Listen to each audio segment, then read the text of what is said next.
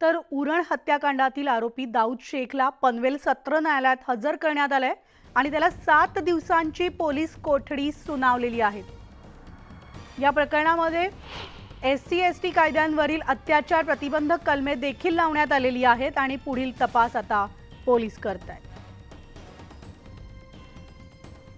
आणि याविषयीचे अपडेट जाणून घेऊयात आमचे प्रतिनिधी प्रमोद पाटील यांच्याकडून। प्रमोद,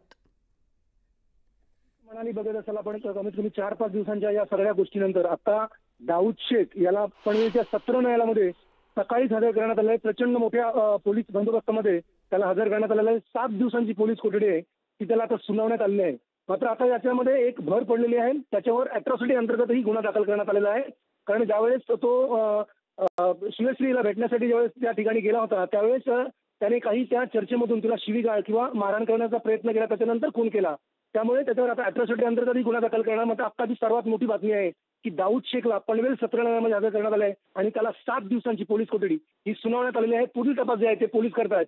मात्र आता या प्रकरणामध्ये आणखी काही खुलासे होतात का हे पाहणं महत्त्वाचं असेल। म्हणाली घडामोडींवर आपलं लक्ष असणार आहे। तुर्तास धन्यवाद।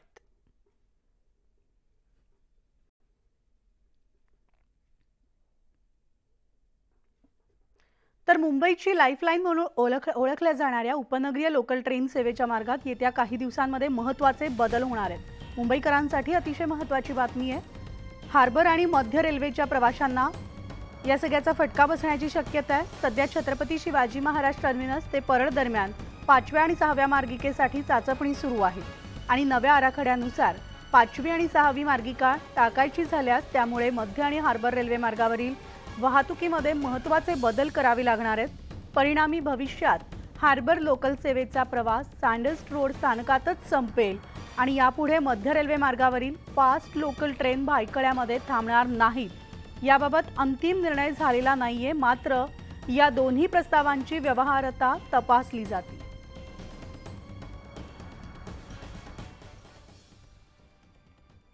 तर मुंबईच्या वाहतूक व्यवस्थेमध्ये सुद्धा अत्यंत महत्त्वाचा असलेला सायन उड्डाणपूल आज मध्यरात्रीपासून वाहतुकीसाठी पूर्णतः बंद केला जाणार आहे आणि हा उड्डाणपूल पाडण्यात येणार असून वांद्रे कुर्ला संकुल कुर्ला LBS मार्ग धारावी आणि शिव यांना जोडणारा उड्डाणपूल बंद झाल्यामुळे मुंबईतील वाहतूक कोंडीची समस्या अधिकच बिकट होणार आहे।